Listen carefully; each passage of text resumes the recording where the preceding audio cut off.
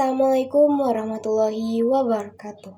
Sampurasun wilujeng enjing pamirsa sadaya tepangkeun sareng simkuring si Panu Cahyani dina ieu waktos dinten Salasa kaping 18 April 2025 bade kapidangkeun hiji kajadian nyata kacelakaan di Tol Cisumdawu, Jawa Barat.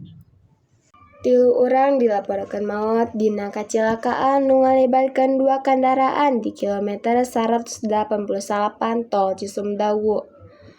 Wewengkon Kabupaten Sumedang, Jawa Barat sajabat eta aya 4 urang nu kacidata.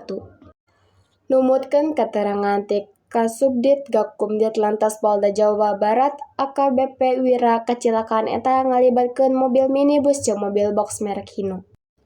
Kendaraan nu kaalaman kacelakaan nyaeta minibus jeung mobil box merek Hino, ceuk Wira nalika dikonfirmasi di Bandung. Nurutkeun warta antara Salasa 28 April 2025. Wira nambihan kacelakaan eta nyababkeun 3 jalma maot jeung saurang tatuparna jeung 3 deui tatuhampang. Info awalna 3 jalma maot, 1 tatuparna jeung 3 tatuhampang. Total korban aya 7 urang, saur anjeunna. Kabeh korban geus dievakuasi ka RSUD atau Rumah Sakit Daerah Sumedang.